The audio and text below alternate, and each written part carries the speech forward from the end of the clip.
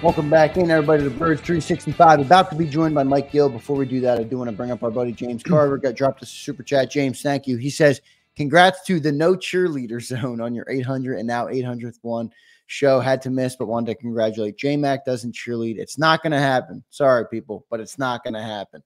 Love that from James Carver. Let's go to our man, Mike Gill, for the 800 first edition of Birds 365. Mike Gill, what's going on, man? Morning, everyone. What's happening? All is well, I think. It sounds like, maybe not. I don't know. Yeah. Eagles talk. You and Kincaid, you're trying to put a moratorium on Eagles talk. Why is it our problem, Mike, as people in the media that I didn't say I was. I just said I don't manufacture stuff if there's nothing there. But I'm sure everybody lumps you in with everybody else. Like Howard today made news, the King, Howard Eskin, and he said, Jalen Hurts doesn't pick it up. They might Carson Wentz, Jalen Hurts. Yeah. So you get asked the question, I answer the question. I don't even know what Carson Wentzing means. There's this revisionist history. The Eagles didn't even Carson Wentz. They were trying to work it out. Nick Sirianni was getting interviewed. How do you fix Carson Wentz? I don't remember Wentz asking out.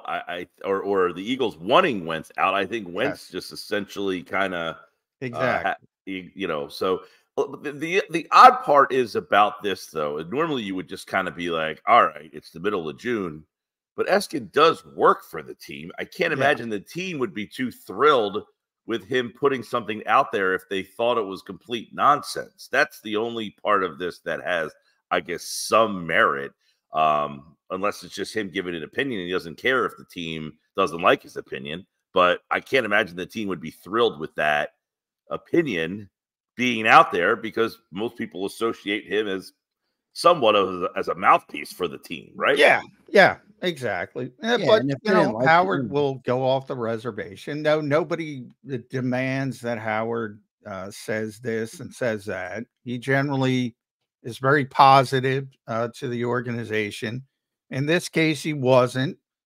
But then, you're talking about an individual person, not the media, which is, and if people didn't make a big deal out of it, I wouldn't be getting asked the question. So again, it's this sort of self-fulfilling prophecy almost because, hey, it's great that people love this team, that people are passionate about this team, but you wouldn't even be more bored if we didn't answer these questions and pretend it didn't exist? Hey, listen, this is a town where a show like yours can exist. There's basically no other football town where that happens, where you could have a 2-hour conversation about whether or not Tyler Steen, Matt Hennessy, or Mekhi Becton will be the Max right Sharping. guard. Throw Max in there. And you will get a plethora of comments on an opinion because everybody has an opinion on who should play that position. In this instance, I go back to what I said last week. They had an opportunity to talk about this in January, because they lost, February, March. I mean, you had the opportunity to ask both parties, do you guys get along? Can you coexist? We paid this guy. We've made our commitment to him. We paid him. Can you get along with the coach? If Jalen Hurts says, guys, I think he's a clown, he's a bad representation of our organization, I can't imagine Nick Sirianni would be here. I find it to be completely ludicrous to assume that they just did not talk to Jalen Hurts at all and had any of this come up, that there would be friction between these two. Flip it. I think they asked Sirianni, hey, is Hurts the guy? Should we pay him? I would imagine Sirianni would be like, guys, me and him just do not have the same personality. We can't coexist. I don't know how they think that these two guys got this far without having a respect. They might not like each other. Maybe that's the case. But that be able to play for the other guy, I can't imagine it got this far without them being able to both say, yes, I have no problem with this guy. Mike, does it give you any pause that they haven't fixed the problems that caused them to go 1-7 down the stretch last year? Does it give me pause that they haven't fixed them? Yeah, I don't any know that we've concern? I don't know that we've identified what those problems were. I would tend to say in I was at the Super Bowl. I got a chance to talk to a couple different players and then taking some more information. Brandon Graham said something. We played that audio on my show months ago. He said this on the radio months ago that they had the coaches in the wrong place. So that wasn't like new news when he said it 2 weeks ago. He said that months ago that they had the coaches in the wrong place. Britton Covey told me he thought Brian Johnson, they probably would have been better off with a more veteran play caller, that Brian, probably wasn't ready for that job. I think you can make an argument that Desai maybe wasn't experienced enough. Their formula for getting to a Super Bowl was they had Nick kind of doing what Nick does. And if you ask Jalen what that is, he'll laugh and say he does what he does. And I think that's what Nick does. And they had Shane Steichen, who's turned into a good head coach. And they had John Gannon, who's turned into a good head coach, running things. They had Nick doing his job, maximize that, and two strong coordinators. They went to the Super Bowl. I think last year you had Nick doing what he was doing, but probably had to do more because his coordinators were not strong enough. I think they rectified that problem by bringing in two veteran, stronger coordinators. Look, you can look at every, and it's the list season, right? Every list is out there. The Eagles roster from the 33rd team, Pro Football Focus, these are pretty well-respected publications. There are 2 or 3 in almost every one of them. So we're sitting here trying to nitpick, is this team any good? Did they fix anything? Their roster is really, really good still. And they think, and I tend to agree with them, that they have upgraded significantly the coordinator positions, both on offense and on defense. So just a quick follow-up. Sorry, John. If the roster's that good, and I think it was almost as good, maybe not as good as it is right now, last year, and they go 1-7 down the stretch, doesn't that mean the things that caused them to go 1-7 were off-field related or relationships or something inside the locker room? If the talent is so great, what caused them to go 1-7? And now you're starting to see are the relationships not being built properly? Are the coordinator hires enough to overcome whatever might have caused them to go 1-7? Like you said, we don't know what it is, but we can only speculate. I mean, the players in the field were good.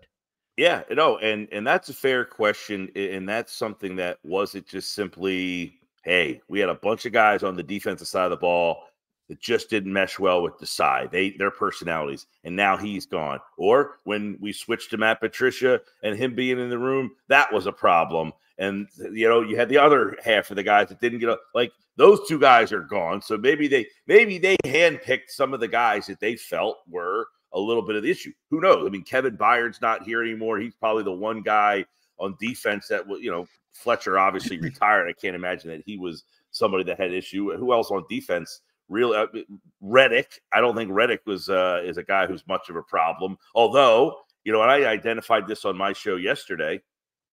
One of the reasons why I think this team is set up for better, and I don't know if this was a problem last year, but they went out and identified AJ, Smith, Dickerson, Mailata, and said, hey, we want you here. Here's more money. They went out and identified the core guys and paid them. Everybody wants to be recognized for their work. Hey, you're doing a good job, and here's how we're going to show you. We're going to give you more money. So they got ahead of all that stuff. Now, you should have a lot of happy campers going into training camp. I don't know that could be discounted either. But the fact of the matter is, I think the Eagles' message was, we needed stronger coordinators. We had the roster. We had the talent. It shows you how important coaching is in the NFL. Yeah, well, that kind of scares me from this perspective. And by the way, throw Jake Elliott in there. Give Jake some credit for getting the extension after his great season. But when you're talking about the guys who were rewarded, I think if you look at it, to me, the Eagles are generally, and I say it all the time, a very forward-thinking organization. They tend to be ahead of the curve. They tend to be outside of the box. And then there's some disappointing ways where they're just like everybody else.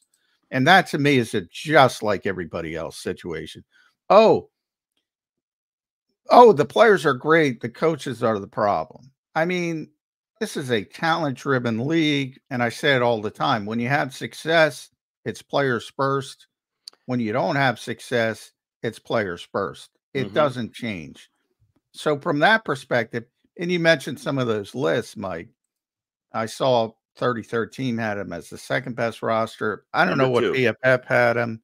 Number 3. PFF had him 3. I saw Seth Walder and ESPN said they had the best offseason. I look at it like, oh, they lost Jason Kelsey and Fletcher Cox. They lost their best pass rusher. They fired both of their coordinators. That might say more about the rest of the league if that's the best off season, to be honest. That's true. Hey, that's definitely true. And listen, I'm not a blame the coach guy. You know, the Sixers, it's every coach in the world's fault but their players. No, the Sixers players haven't been good enough. That's what it comes down to. But in football, I do think there is more merit to lumping the coaches in. They have a hand in every single thing that happens, every single play. Now, we always say, well, if they call a pass and it works, it's a great call. And if they call a pass and it doesn't work, it's a terrible call. I get that aspect of it, having talent. But the players also have to buy into every single play that's called. And if you have guys who are just not buying into the scheme and their role in that scheme, then you have an issue. The Reddick thing, I don't want to sit here and say that I think I've heard nothing but good things about Reddick. Some people who have played with him tell me, he'll never sit out. He's that good of a guy. Well, now he's not showing up and he doesn't seem happy.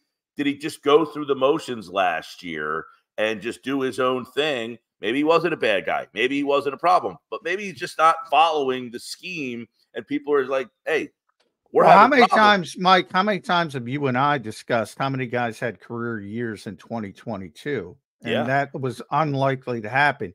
Even if Gannon was back, even if CJ was back, even if all TJ was back, everybody came back. It was unlikely to be replicated because so many guys had career years. So that's why I'm a little bit concerned about using Brian Johnson and Sean Desai as a crutch. I often bring this up, because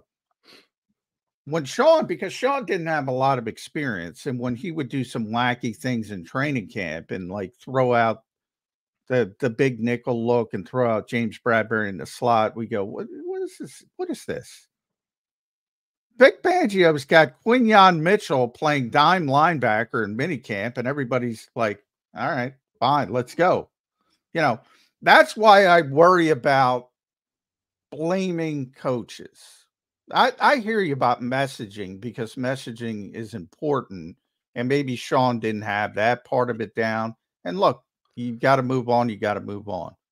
But to assume that the magic fix is Vic Fangio and Kellen Moore, I guarantee it isn't.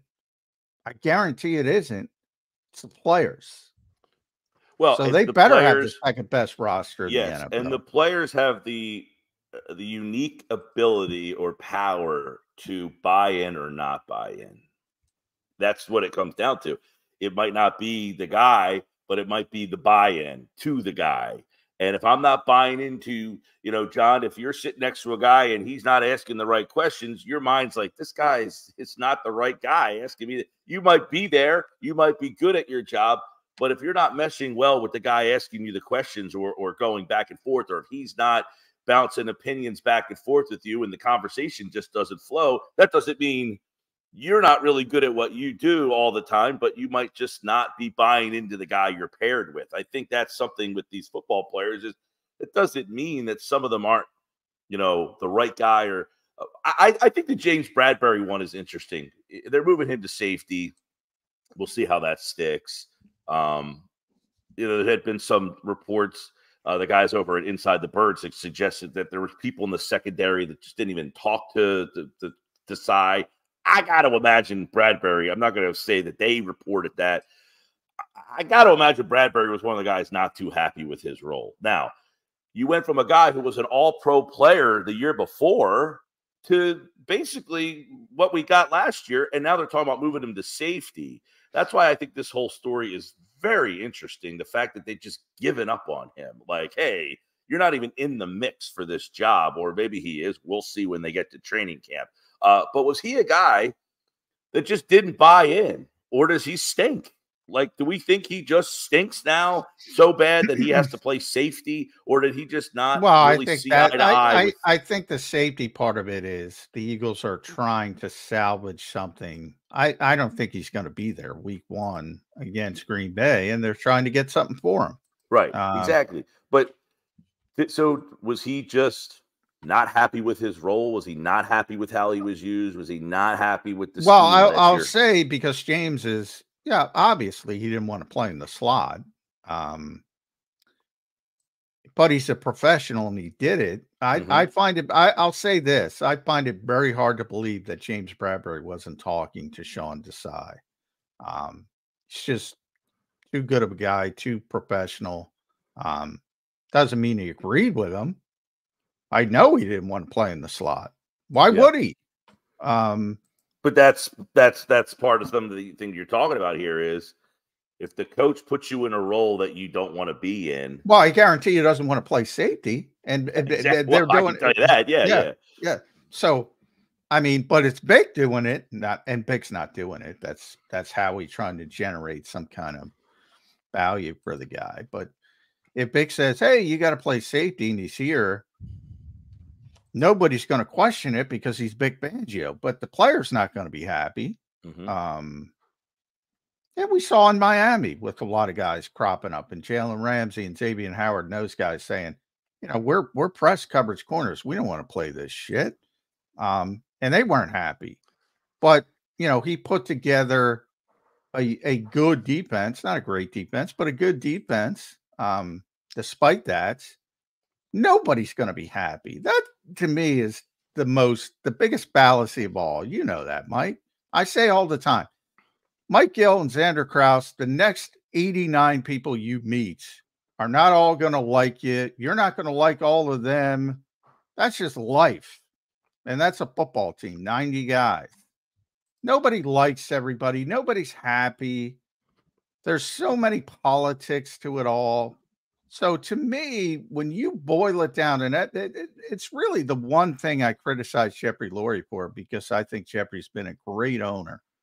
But the one thing he always boils down to not reaching expectations is scapegoating people. And some people in that building hate when I use that term. Well, I'm sorry. That's what he does, because that's easy. The easiest thing is to, all right, this guy, this meaningless piece, and I'm not saying Sean's meaningless or Brian's meaningless, but they're less meaningful than, say, the quarterback or the guy who had 19 and a half sacks and was the key part of a 70-sack team, aren't performing up to what they did the year prior. That's the more difficult conversation to have. It's easy to say, all right, you're not on the field. In certain degree, certain guys said that. They're not on the field. And they should be lauded, because you can overcome if you're a great player. You can't overcome if your players aren't playing well, if you're a coach, period. No question. If you're Bill Belichick or Andy Reid. Yeah, and to add, you know, it's interesting because you had Fletcher, you have a guy like Jason Kelsey that were here last year, and if you're discussing guys not buying in with Brandon Graham, who's here still, with leaders like that, some veteran players in the room, then you really have to then ask, did you have the right guys in place? Because if they can't get everybody to buy in, you know what I'm saying? Like, if you have leaders of that magnitude that have been to this organization, have a pipeline right up to the owner, and they can't get the people to buy in, there's where you have the massive change that you ended up getting in the offseason. Well, and that's part of my fear with this season, because this season, we are entering this season with a very clear scapegoat if it doesn't go as planned. And it's going to be the coaches again. Sure. And if Nick's gone, one of the coaches. Nick, but if Nick goes, I mean, are they going to hire? If Nick goes, pretty much everybody goes. Everybody's going to go. Honest. And that's what I'm going to. Except now, Stoutland. We're not there yet. No, Stoutland won't go anywhere. We're not there yet. But if we get to that point, and now, Mike, we have 2 years straight of it being all coach's fault. Like, when are we going to blame the guys on the field? That's when I don't have a problem with it yet, because I think you're right. I think last year there was a buy-in problem. But then, Xander, you have a problem to some extent because you have identified the core group of guys on this team to build around. And if you're identifying, that it's the coaches again, and you're sticking with the same group of guys, you have identified that these are the right guys. You have said, and you paid them a lot of money.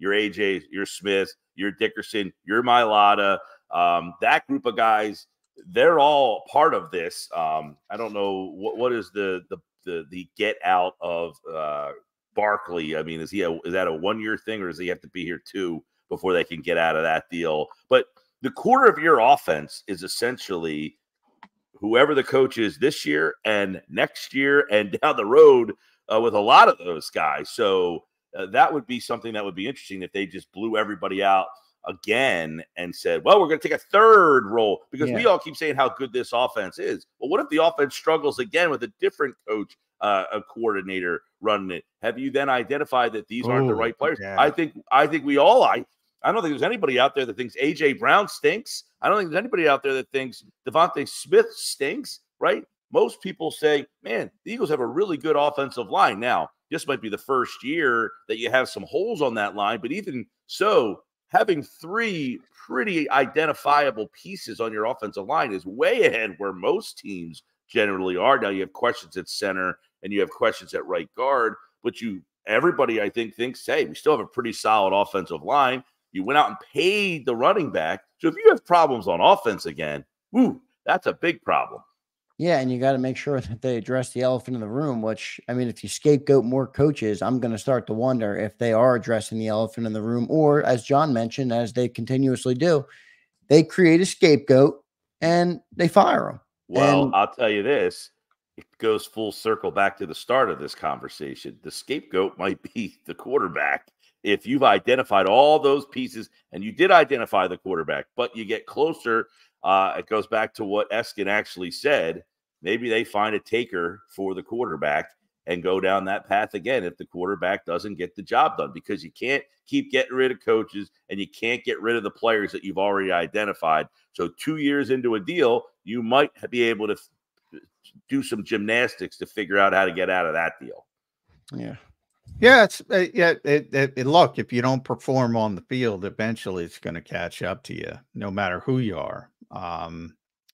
In this league, quarterback, doesn't matter what position. It's just a little bit more difficult to move on from a quarterback who's making big money. Yeah. But as you mentioned, in this league, Saquon, everything, 2-year deal. And then it becomes to the point where it's at least somewhat palatable to get out of the contract if you do the right things. And the Eagles have proven that in the past. So it'll come down to performance on the field. But since you brought it up, Mike, I want to ask you about those lists and, how talented this team is. And don't get me wrong, I think they're talented. I certainly think they're top 5. But I don't think it's a slam dunk that they're number 1 or number 2. And I think a lot of people in Philadelphia think that's the case.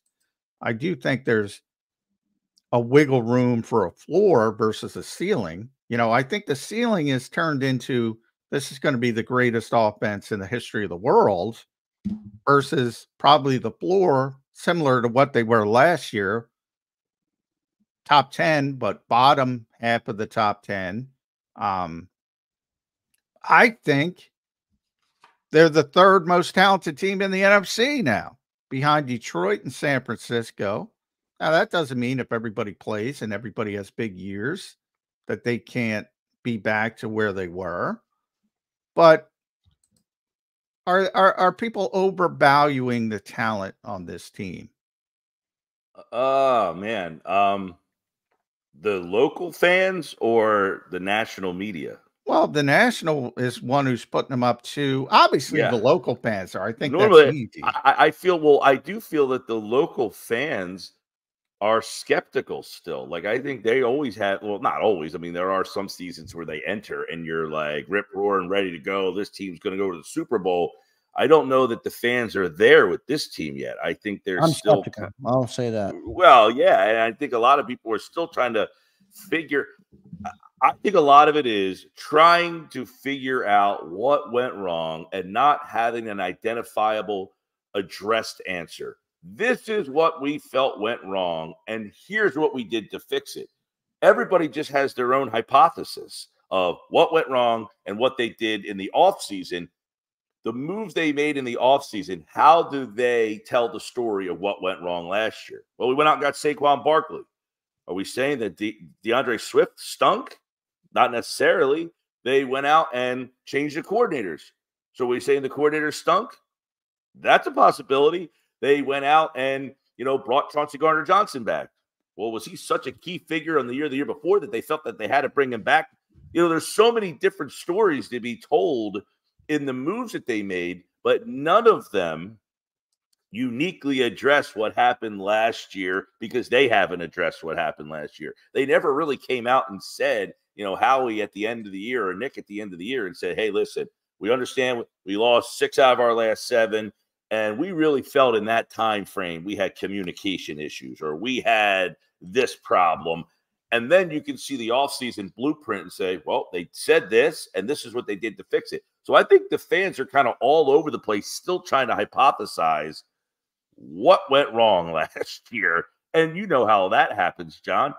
Everybody thinks they have the right answer. So each individual person's answer is the right one because the Eagles left it. It's like the end of The Sopranos here. The thing just went black, and everybody's supposed to figure out how the thing ended.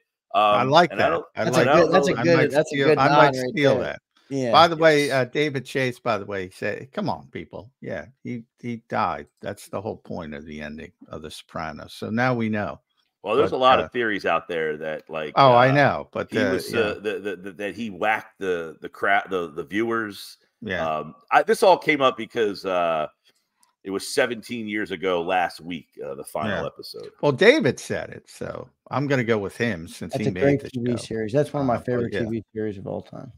But that I'd like your comparison there. You let the fans run with it. And I know people hated that ending at the time, and now it's become this legendary ending. So it worked out in the end. But for the Eagles, hopefully it works out in the end. Mike Gill at Mike Gill Show on X, Twitter, 97.3, 2-6. If you're South Jersey down the shore, it's going to be hot. Good place to be down the shore if you can get down there. We keep hearing there's like heat advisories, but we haven't been getting them. It was nice and cool. Oh, it's nice down there. You got the ocean breeze, so everybody should be trying to get down there. It's going to be hot up here inland, here in South Jersey, where I'm located. But you guys, you're having a dream. We'll see if the Eagles have a dream, but I'm talking about 3 players, Mike. Here, I'm going to give you the 3 players that I got a problem with, that I think everybody thinks are superstars, and I just think they're good players. And one I don't even think's a good player. I'm going to say good player, Saquon Barkley, not great player. Good player, C.J. Gardner-Johnson, not great player. I don't know what he is, Devin White. Those are the core 3 guys that I think the expectations are way out of whack for. Way out of whack. Agree or disagree? I think that's a very intriguing list. I might have to do more diving in on it. Barkley's an interesting one because of the injury issues. You never know. Like when he came into the league, he looked like he was going to be a superstar. Give me 2018 Saquon Barkley. I'm all on board. Yeah. I think it's 2024. The Saquon Barkley, and I know we got to get ready to roll here soon, but that whole thing is going to be interesting with Kellen Moore. We went back and looked. Zeke Elliott had 300 carries with Kellen Moore in 2019. He also caught the ball 3 straight years, 50 or more. Well, it was like 52, 50, and 47. Is Barkley going to catch the ball 50 times this year? And if he does, what kind of impact does he have? What's this offense look like? Is that part of the 95% of the new offense? Is that Saquon Barkley is going to get 50 catches? He had like 77 targets, Zeke Elliott did in Dallas one year, and 301 carries. So that'll be interesting. But I don't think you're wrong about Barkley yet, but I do think the Giants' offensive line, coupled with the lack of weapons on that offense, certainly did not maximize even a good Barkley. I think it just made him an average Barkley. And if that was an average Barkley, I think you can get a great Barkley here with better weapons around him and better play. So he could be a good player and you could go from good to great. It's hard to go from average to great.